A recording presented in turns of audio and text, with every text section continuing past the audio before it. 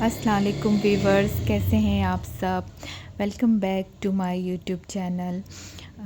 میری ویڈیوز آپ کو اچھی لگ رہی ہیں تو میرے چینل کو لائک کیجئے، سبسکرائب کیجئے۔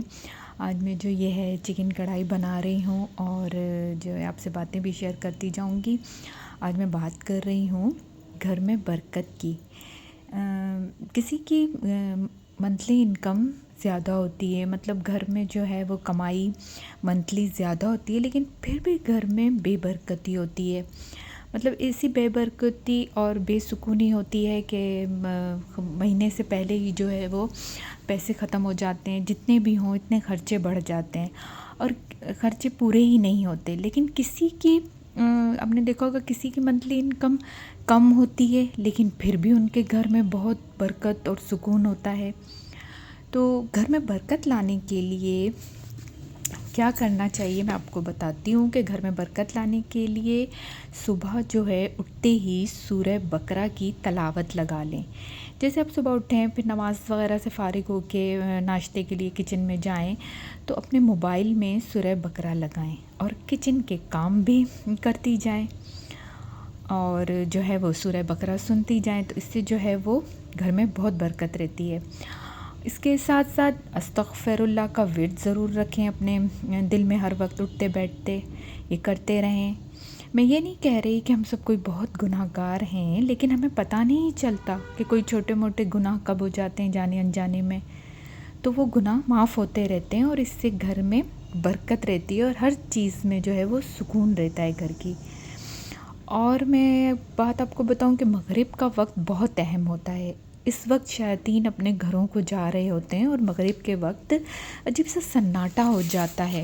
آپ نے مغرب کے وقت اپنے گھروں کی لائٹ جلا کر رکھنی ہے، اپنے سارے گھر کی لائٹ جلا دیں، تھوڑی دیر کے لیے ہی جلا لیں۔ گھر کے ان حصوں میں بھی لائٹ جلائیں جو استعمال میں نہیں ہوتے، ان پر اندھیرا رہتا ہے تو وہاں کی بھی لائٹ جلا دیں اور اپنے گھروں کے وہ بستر جو استعمال میں نہیں آتے ان کو لپیٹ کر رکھیں۔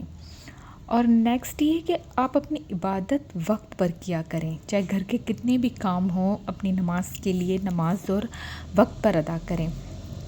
کام تو یہ چلتے ہی رہیں گے لیکن عبادت کے لیے وقت نکالنا بھی بہت ضروری ہوتا ہے۔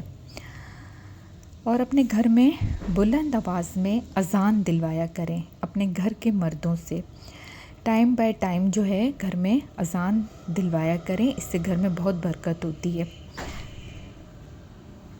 اذان دینے سے گھر میں جو ہے وہ بہت برکت رہتی ہے۔ کبھی بھی اپنے میلے کپڑے جو ہے ان کو باتھ روم میں نہیں لٹکایا کریں، ان کو باتھ روم سے باہر لا کر اور جو ہے وہ کسی الگ جگہ پر اس کی جگہ بنا لیں، کوئی بھی جیسے واشنگ مشین کے پاس جو ہے ان کی پوٹلی بنا کر کپڑوں کی وہاں رکھ دیا کریں۔ میلے کپڑے جو ہے باتھ روم میں نہیں لٹکایا کریں۔ اور گھر میں کبھی بھی جو ہے ٹوٹے ہوئے برتن جو ہے وہ کانچ کے ہوں یا ٹوٹے ہوئے کنگے ہوں یا ٹوٹے ہوئے برتن، یہ استعمال نہیں کرنا چاہیے، اس سے بہت بے برکتی آتی ہے۔